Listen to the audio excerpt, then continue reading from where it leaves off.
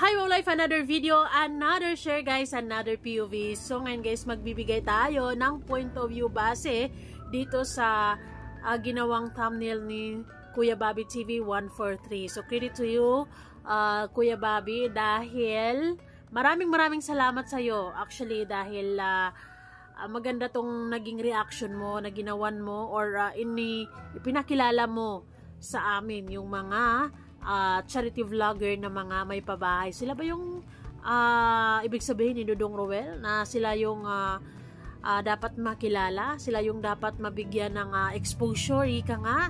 'Di ba sabi niya sa live niya ay dapat sa pagpili ng top 7 or top 7 ay dapat sa dami ng natulungan at hindi sa dami ng views. And this is it guys, ito yung mga tao na talaga namang mahina sa views pero bibilib ka sa dedikasyon nila, bibilib ka sa ginagawa nila dahil kahit mahina yung suporta ng mga tao sa kanila, mahina yung views pero tuloy ang pagbibigay lingap sa mahihirap. O diba, sila yung ibig sabihin ni Roel na sila yung dapat makilala, sila yung dapat bigyan ng highlight, sila yung dapat na yung ma-introduce dahil sila talaga yung mga charity vlogger na yun yung sinasabi niya na talagang may ginagawa, may natulungan.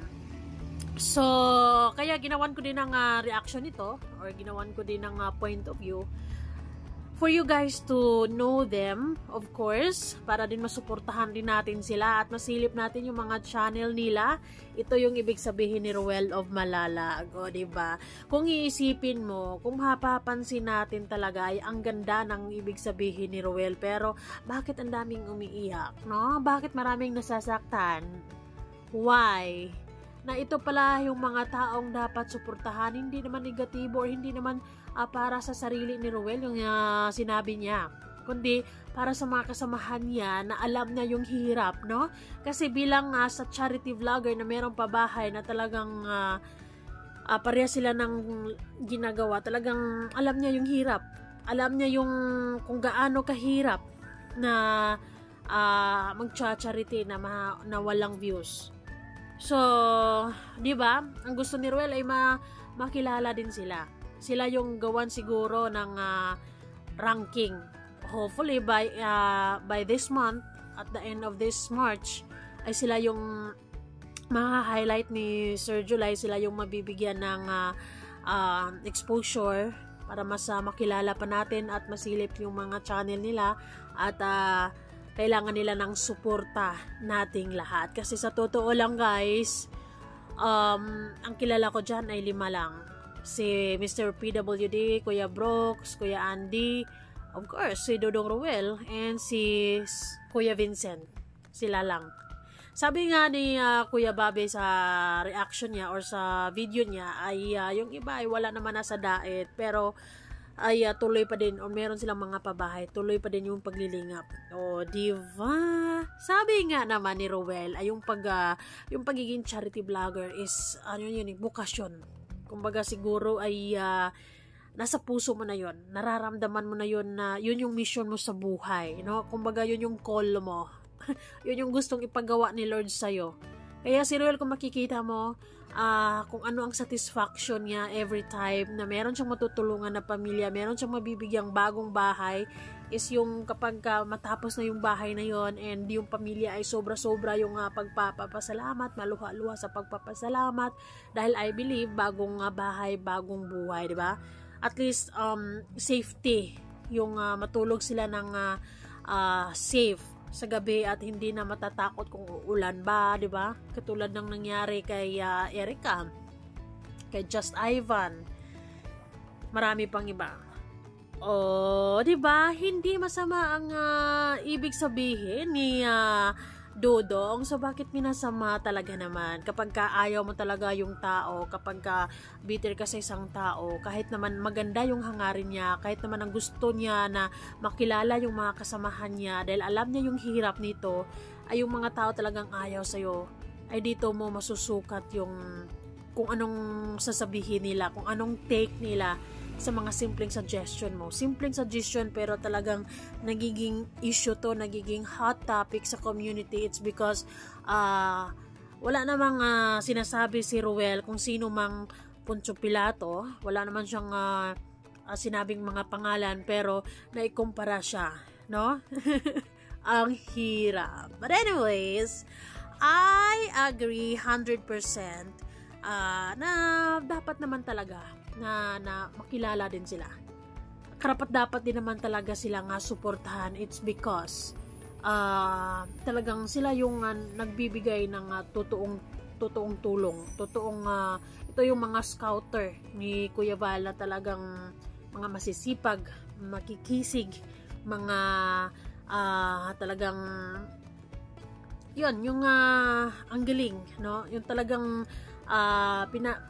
pinangangatawan yung salitang kalingap. Talagang nagbibigay lingap sa mahihirap. So, sila yung ibig sabihin ni Kuya Val. So, of course, maraming salamat kay Kuya Bobby dahil sa'yo ay nalaman namin, or kasi ako mismo hindi ko rin alam kung sino ang mga charity vlogger dyan sa Kalingap na talagang merong pabahay. Hindi ko sila kilalang lahat kasi ang nalaman ko, of course, itong si Kuya Andy, kitang-kita yan kasi siya yung scouter ni Joy Diwata, diba? Si Kuya Brooks. Mga simpleng pabahay pero hoy, caring na, no? Ang sarap sa pakiramdam ng meron silang ganitong puso, meron silang ganitong dedikasyon, meron silang ganitong pakiramdam na pagtulong sa mga taong nangangailangan ng tulong nila. And yes guys, inilalapit ko sila sa inyo na they need our support also. So, sana ay mabisita nyo din yung mga channel nila para mas ganado pa silang mag-charity, more pabahay pa, of course, no? Mas marami pang matutulungan para, di ba, ang sarap siguro sa feeling kapag wala nang mahirap, no? Wala nang sobrang mahihirap, yung tipong lahat na merong makain, lahat na may maayos na bahay, lahat na ay may magandang trabaho, ganon. So, hopefully you guys ay mabisita nyo sila. So, ito yung mga pangalan nila. Ay, nako guys, kilalanin nyo din sila kasi ako mismo hindi ko kilala. Pero syempre, naniwala ako kay Kuya Bobby kasi higit sa lahat ng mga reactors ay siya yung mas nakikilala o nakakakilala na kung sino man yung mga charity vlogger sa loob ng Kalingap. Diba? Well, meron pa nga si Kuya Kindred GB, diba may pabahay din yon. So, kulang pa.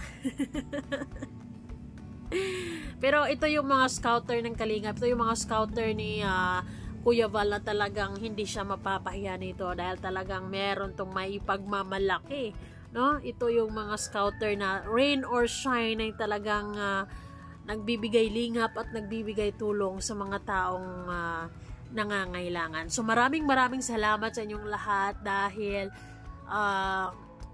sobra yung ginagawa nyong pagtulong sa mga taong nangangailangan na kahit na mahina yung views, no? Kahit na